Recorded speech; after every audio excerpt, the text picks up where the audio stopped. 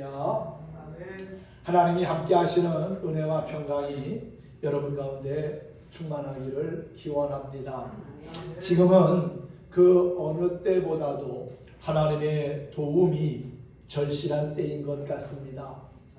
엊그제부터 울진과 삼척, 강릉에 이르기까지 전국 곳곳에서 일어나고 있는 대형 산불의 진화를 위해서 기도해야 합니다. 지난 2년이 넘도록 전 세계를 팬데믹에 빠지게 한 코로나 바이러스의 종식과 우리의 일상의 회복, 예배의 회복을 위해서도 기도해야 되고요. 또한 나라와 민족을 이끌고 나갈 국가 지도자를 뽑는 대통령 선거를 위해서도 기도해야 합니다. 뿐만 아니라 지구 저편에서 일어나고 있는 러시아와 우크라이나의 전쟁이 3차 세계대전으로 번지지 않고 속히 멈추기를 위해서 기도해야 될 줄로 압니다. 그리고 사순절 기간을 보내고 있는데 이 사순절 동안 우리의 믿음과 신앙이 하나님이 기뻐하시는 신앙으로 온전케 되기를 바라며 전심으로 기도해야 될 줄로 압니다. 그렇습니다. 삶의 위기 앞에서 우리가 할 수 있는 것, 그것은 전능하신 하나님의 도우심을 겸손히 구하는 것이지요. 우리보다 먼저 산 믿음의 선진들도 수많은 고난과 역경 그리고 위기를 만날 때마다 하나님 앞에 엎드려 기도했고 그 기도의 응답으로 희망과 용기를 얻을 수 있었습니다. 비록 우리 눈에 보이지 않고 손에 잡혀지는 것 없을지라도 하나님의 능력을 믿고 엎드리면 나와 함께 하시며 일하시는 전능하신 하나님을 만나게 될 줄로 믿습니다. 믿음의 기도는 불가능한 것들을 가능케 하며 또한 우리 인생의 답을 얻게 합니다. 특히 여러 사람이 함께하는 중보기도는 하나님의 큰 도움을 경험케 한다는 사실이지요. 과거뿐만 아니라 오늘 사는 현재에도 하나님은 우리의 기도를 들으시고 응답하신다는 사실을 믿으시기 바랍니다. 아멘. 오늘 그런 의미에서 사도행전 12장의 말씀을 가지고 중보기도의 능력이라는 주제로 함께 은혜를 나누도록 하겠습니다. 본문의 말씀은 초대교회에서 역사했던 성령의 힘, 즉 능력을 증거하고 있습니다. 사람이 살기 위해서는 무엇보다도 힘이 있어야 합니다. 공부하는 것도 힘이 있어야 하고요. 일하는 것도, 사업하는 것도 힘이 있어야 할 수 있습니다. 힘이 없으면 아무것도 못하고 도리어 남에게 해만 끼칠 뿐이지요. 작은 일에서부터 큰 일에 이르기까지 사람이 하는 모든 일에는 힘이 필요합니다. 육신의 건강을 위해서 체력도 있어야 하고 지력도 있어야 하고 물질적인 경제력도 있어야 합니다. 그리고 우리의 영혼을 위한 영역도 있어야겠지요. 사랑하는 성도 여러분, 여러분에게 반드시 있어야 할 힘, 즉 지력과 체력과 경제력과 그리고 영역이 여러분에게 충만하기를 기원합니다. 오순절 마가의 다락방에 성령이 임하고 난 후에 초대교회는 놀라운 부흥을 경험했습니다. 서로가 자신들의 물건을 통용하면서 나누고 베풀고 섬기는 일들이 일어났고요. 또한 병든 자들이 고침을 받았습니다. 사도행전 3장에 보면은 성전 미문에 앉아서 구걸하던 안진뱅이가 일어나 걷기도 하고 뛰기도 하고 하나님을 찬양하는 일도 있었고요. 또한 귀신 들린 자가 귀신에게서 자유함을 얻고 해방되는 일도 있었습니다. 뿐만 아니라 이방인들에게도 하나님의 복음이 전파되고 그들에게도 성령의 놀라운 역사들이 일어나는 일들이 있었지요. 그렇게 초대교회는 놀라운 부흥의 역사를 경험합니다. 설교하면서 베드로가 말씀을 전할 때에 3,000명, 5,000명이 회개하고 돌아오는 일도 있었습니다. 그런데 여러분, 초대교회는 그렇게 놀라운 부흥만 있었던 것이 아닙니다. 감당하기 어려운 큰 시험과 고난도 있었다는 사실이지요. 완악한 유대 지도자들이 기독교 박해운동에 나섰고 헤롯 왕도 기독교 세력을 막아야겠다는 생각에 요한의 형제이며 예수님의 제자인 야고보를 붙잡아 칼로 죽였습니다. 예수님의 제자 가운데 첫 번 순교자가 생긴 겁니다. 유대인들이 그 일을 좋아하는 모습을 보면서 헤롯은 초대교회의 리더인 사도 베드로를 잡아 옥에 가두었고 6월절이 지나면 그를 죽이려고 했습니다. 베드로가 갇힌 감옥에는 개미 한 마리도 빠져나가지 못할 정도의 삼엄한 경계 근무를 군인들로 지키게 했습니다. 4절 말씀에 보면은 군인 넷씩인 네패에게 맡겨 지키게 했다고 했습니다. 16명이 베드로 한 명을 지키게 한 겁니다. 그리고 6절에 보면은 베드로가 옥 안에서 두 군인과 함께 두 쇠사슬에 매여 있다고 말씀하고 있고요. 또한 10절을 보면은 첫째, 둘째 파수를 지나고 쇠문까지 있는 감옥이라고 그렇게 소개하고 있습니다. 한마디로 말하면 탈출이 불가능한 곳에 지금 베드로가 갇혀 있다는 것입니다. 초대교회 입장에서는 정말 큰 위기를 만난 겁니다. 감옥에 갇힌 베드로를 위해서 초대교회가 무엇을 했습니까? 특별히 훈련된 사람들을 고용해서 구출할 계획을 세울 수도 있고, 또한 많은 기독교인들의 서명을 받아가지고 로마 황제에게 베드로를 풀어달라는 탄원서를 보낼 수도 있었습니다. 또한 총독에게 많은 돈으로 뇌물 공세를 펼쳐서 베드로의 석방을 이룰 수도 있었겠지요. 하지만 초대교회 교인들은 세상적인 방법, 인간적인 방법으로 행동하지 않았습니다. 오히려 마가라는 요한의 어머니 마리아의 집에 모여서 함께 중보하며 간절히 기도했다는 사실입니다. 오늘 함께 읽은 말씀 가운데 5절에 보면은 이에 베드로는 옥에 갇혔고 교회는 그를 위하여 간절히 하나님께 기도하더라 그랬지요. 또 12절에도 보면은 깨닫고 마가라는 요한의 어머니 마리아의 집에 가니 여러 사람이 거기에 모여 기도하고 있더라 그랬어요. 사랑하는 성도 여러분, 교회는 베드로가 옥에 갇힌 모습을 보면서 낙심하거나 절망하지 아니하고 오히려 하나님 앞에 도움을 구하며 중보 기도했다는 겁니다. 오직 하나님만이 이 모든 문제를 해결하시고 또한 베드로를 구원하실 것을 믿은 것입니다. 할렐루야. 우리에게도 이와 같은 믿음의 기도가 있어야 될 줄로 믿습니다. 삶에 찾아오는 크고 작은 위기 앞에서, 문제 앞에서 주저앉아 한숨 쉬며 낙심하며 절망할 것이 아니라 그 위기를 기회가 되게 하시고 삶의 고난이 변하여서 놀라운 축복이 되게 하실 수 있는 전능하신 하나님을 바라보며 기도할 수 있어야 된다는 사실이지요. 낙심하지 않고 의심하지 않는 믿음의 기도가 우리에게도 반드시 필요합니다. 요한의 형제 야고보를 위해서도 아마 기도했을 겁니다. 야고보가 죽지 않도록 그가 하나님의 놀라운 기적과 같은 은혜로 석방될 수 있게끔 기도했지 않았겠습니까? 근데 이를 생각하면서 그때 기도했는데도 하나님이 야고보를 살리지 아니하시고 죽게 내버려 두셨는데 지금 우리가 기도한다고 될까? 그렇게 의심하면서 기도하지는 않았을 거라는 거지요. 아마도 더 뜨거운 마음을 가지고 오늘 5절에도 보면 간절히라고 하는 표현을 보게 되지요. 베드로를 위해서 교회는 간절히 기도했다고 했습니다. 그렇습니다.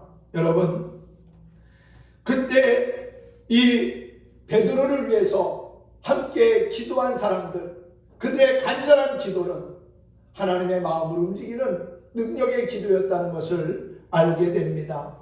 그들의 기도의 결과를 보면은 알 수가 있지 않겠어요? 내일이면 처형당할 베드로가 잠든 감옥에 주의 사자가 나타나서 베드로의 옆구리를 쳐서 깨웁니다. 그리고 급히 일어나게 했다고 그랬지요. 그러자 베드로를 묶고 있는 쇠사슬이 풀려났습니다. 풀어졌습니다. 천사는 베드로에게 띠를 띠고 신을 신고 겉옷을 입고 따라오라고 했어요.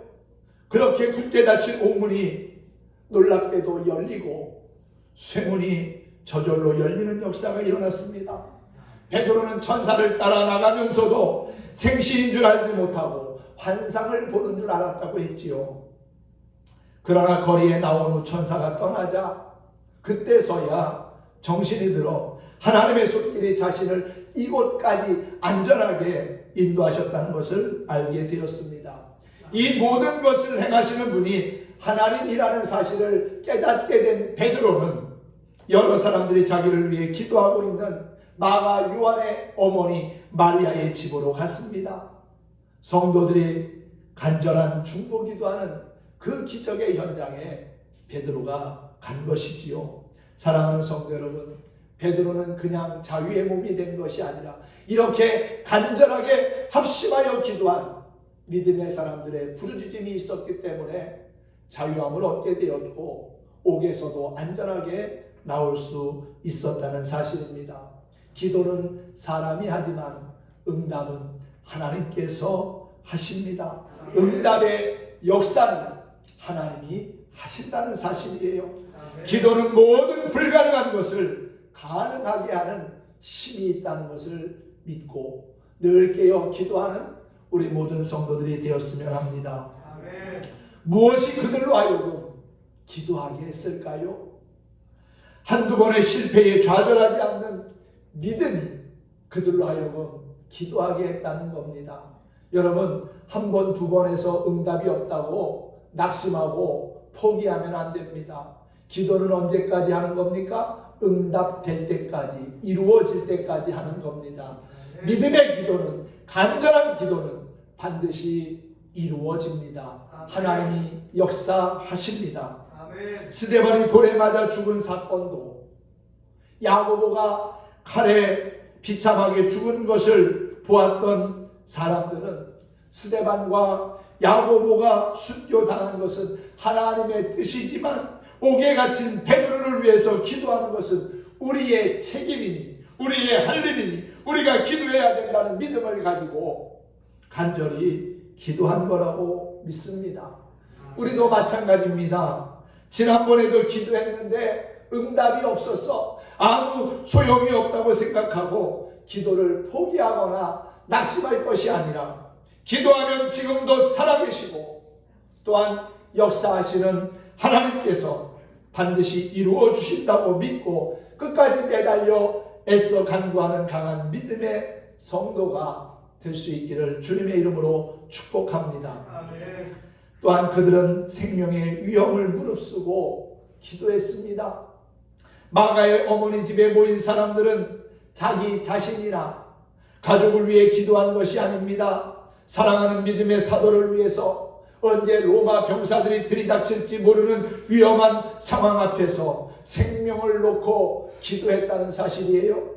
다른 사람들의 어려움도 자신의 문제인 양 다 끌어안고 생명의 위협까지도 감수하고 기도하는 초대교인들의 모습이 얼마나 귀한 모습입니까? 삶의 큰 위기와 문제가 오면 하나님 앞에 생명 걸고 부르짖어야 합니다. 목숨 걸고 기도하면 하나님께서 반드시 놀라운 능력을 행하시고 또한 살 길을 열어주실 뿐만 아니라 문제 해결의 길을 여실 거라고 믿습니다. 아멘. 또한 초대교인들의 기도는 합심하는 중보 기도였다는 사실이지요. 마태복음 18장 19절에도 보면 너희 두 사람이 마음을 합심하여 기도하면 내가 하늘에서 듣고 시행하리라 그랬어요. 합심하여 기도할 때 주님이 들으시고 시행하신다는 거예요. 여러분, 한 사람보다는 두 사람의 기도에 힘이 더 있고요, 10사람의 기도는 더 큰 힘이 있음을 믿습니다. 아멘. 모든 성도들이 협심하여 뜻을 모아 하나님께 드리는 그 기도의 힘은 실로 놀라운 능력을 나타낸다는 사실이지요. 아멘. 오늘 본문의 말씀이 이 시대를 살아가고 있는 우리에게 주는 신앙의 교훈이 있습니다. 사람에게는 자신의 손으로 열 수 없는 문이 있다는 거지요. 유한하다는 겁니다. 인간의 힘으로 풀 수 없는 쇠사슬이 우리를 얽매고, 또한 열 수 없는 쇠문이 우리를 가두고 있습니다. 낭패와 실망의 쇠문을 만날 때도 있고요, 또한 질병의 쇠문을 만날 때도 있습니다. 죄악의 쇠문 앞에 설 때도 있고요, 그리고 불신과 의심의 쇠문이 내 삶을 가로막을 때도 있습니다. 여러분, 그렇게 삶의 문제들을 만날 때마다, 인생의 쇠문이 내 앞길을 방해할 때마다 우리는 낙심하고 절망해서는 안 됩니다. 그 쇠문을 여실 수 있는 주님을 바라볼 수 있어야 한다는 것이지요. 나의 힘으로 감당할 수 없기에 하나님의 도우심을 구하며 기도해야 될 줄로 압니다. 누구나 죽음의 문 앞에 서면 낙심하고 절망합니다. 하지만 하나님께서는 사망의 문을 열어서 우리에게 생명의 길을 허락해 주셨습니다. 사망의 쇠문을 여시는 전능하신 하나님, 그분은 지금도 우리의 삶 가운데 선한 역사를 이루시는 참 좋으신 분이라는 사실이지요. 우리의 간절한 기도와 간구를 들으시고 응답하시는 그 하나님을 예배하는 저와 여러분이 되기를 소망합니다. 기도는 우리가 기대했던 것, 그 이상의 것을 경험하게 합니다. 베드로가 옥에 갇힌 상황에서 초대교회의 성도들은 무슨 기도를 했을까요? 물론 베드로의 구원을 위해서 기도했을 겁니다. 그런데 어떤 성서학자들은 그런 얘기를 하더라고요. 베드로가 예수님께서 잡히시던 전날 가야바의 뜰에서 예수님을 모른다고 3번이나 부인한 그러한 연약한 모습을 보이지 아니하고 끝까지 담대한 믿음을 가지고 순교의 자리로 나아갈 수 있도록 하나님 그의 영혼을 붙잡아 주시옵소서, 그렇게 기도했을 거라고 추측하는 성서학자들도 있습니다. 이해가 되는 말씀이지요. 베드로가 구출되는 것도 중요한 그들의 기도의 제목이었지만 베드로가 믿음을 잃지 아니하고 끝까지 믿음을 지키면서 순교의 자리에까지 나아갈 수 있도록 하나님께서 그의 영혼을 붙잡아 달라고 기도했을 것이라는 성서학자들의 추측도 일리가 있다고 생각이 됩니다. 그렇게 기도하고 있던 중 베드로가 문 앞에 와서 문을 두드리고 있으니 얼마나 놀랬겠습니까? 우리가 기도할 때 때로는 감히 기대할 수조차 없는, 상상도 할 수 없는 놀라운 일들을 하나님께서는 우리로 하여금 보게 하신다는 사실이지요. 낙심하지 말고 주의 인도하심만을 믿고 따르면 우리의 삶의 쇠문은 열립니다. 우리 앞에 닥쳐진 쇠문은 절대로 열리지 않는 문이라고 절망하거나 낙심하지 마십시오. 주님이 여시면 열립니다. 아멘. 홍해 바다를 육지처럼 갈라놓으시고 이스라엘 백성들로 하여금 건너라고 하신 것은 모세가 바다 앞에 서서 기도하고 지팡이를 내밀었을 때 갈라졌고요. 또한 요단강물도 찰랑거리는 그 물에 법궤를 맨 제사장들이 한 발짝 한 발짝 나아갈 때 갈라지는 역사가 있었습니다. 거친 파도를 보고 두려움에 빠지면,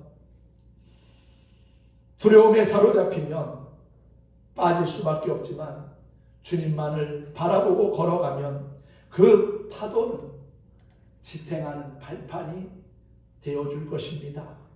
우리는 눈앞의 사건만을 보고 쓸데없는 걱정들을 참 많이 합니다.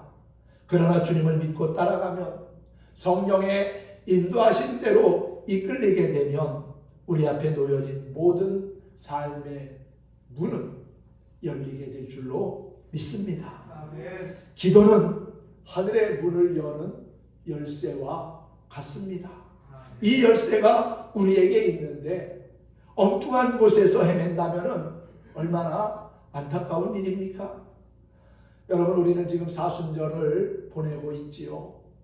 사순절 기간 동안에 여러분이 뜻을 정하고 목표를 세우고 교회에서나 가정에서 기도하면 삶의 닫힌 문이 열리고 또한 하늘의 문도 열리는 역사를 경험하게 될 줄로 믿습니다. 아멘. 사순절은요, 여러분 주보에도 오늘 함께 나누어드린 유인물을 보시면 알겠지만은 부활절을 앞두고 제2의 수요일로부터 시작해서 부활절 전까지 주일을 뺀 40일간 사순절이라고 하고요. 이 기간 동안에는 죄를 회개하고 또한 절제하며 경건의 훈련으로 자신의 믿음을 다시금 가다듬는 시간입니다.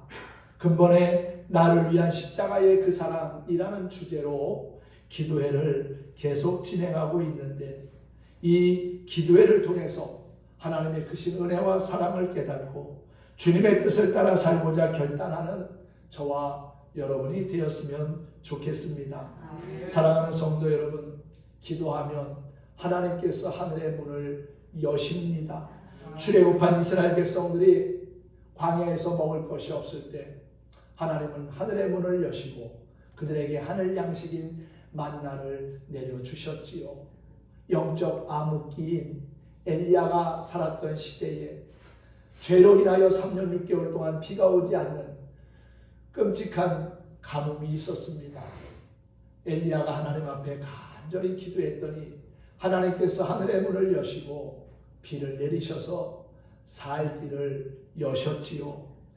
또한 마른 반석에서 샘물 나게 하시고 쓴물이 변하여 단물이 되게 하시는 하나님, 놀라운 기적의 역사를 이루시는 하나님은 지금도 우리의 기도에 관심을 갖고 계시고 우리가 기도할 때 이루시고자 모든 것을 예비하고 준비하셨다는 사실이에요. 기도의 능력을 여러분 스스로 과소평가하지 마시기 바랍니다. 내가 기도한다고 하나님이 들으실까? 이 세상에 얼마나 많은 사람들이 있는데 그 많은 사람들 기도를 다 듣기도 하나님이 벅찰 텐데 나 같은 사람의 기도까지 하나님이 들으실까? 나의 기도는 하나님이 그냥 지나치실지 몰라. 그거는 자신의 착각입니다. 하나님은 우리의 작은 신음에도 응답하시고 관심을 갖고 계신 분입니다. 하나님은 지금도 우리가 믿음으로 간구하기를 원하십니다. 그리고 그 모든 기도에 이미 응답하실 준비를 다 갖추고 계십니다. 구하는 자에게 주시고 찾고자 하는 자에게 찾아내게 하시고 두드리는 자에게 닫혔던 삶의 문을 여시는 하나님, 그리고 구할 때 좋은 것으로 성령을 주시는 그 하나님이 나의 하나님 되심을 믿으시기 바랍니다. 여러분, 하나님은 성경 속에서만 성경에 나오는 위대한 믿음의 사람들과만 함께 만나시고 그들의 기도에 응답하신 것이 아니라 오늘을 살아가고 있는 우리와도 만나주시고 우리의 기도에도 응답하시고 우리의 삶에 닫혔던 문들을 여시는 참 좋으신 분임을 믿으시기를 바랍니다. 기도하면서 왜 걱정하십니까? 기도하면서 왜 염려하십니까? 주님 앞에 간절히 기도해 보십시오. 성경 속에서 역사하셨던 그 하나님, 지금도 내 삶의 한복판에서 놀라운 역사와 기적을 이루실 겁니다. 오늘은 기도할 수 있는데 라고 하는 찬양을 함께 부르면서 말씀을 마치도록 하겠습니다. 기도할 수 있습니다. 낙심하지 맙시다. 절망하지 맙시다. 기도할 때 하나님이 일하시고 기도할 때 응답하시고 기도할 때 우리로 하여금 기적의 주인공이 되게 하실 겁니다. 함께 찬양하겠습니다.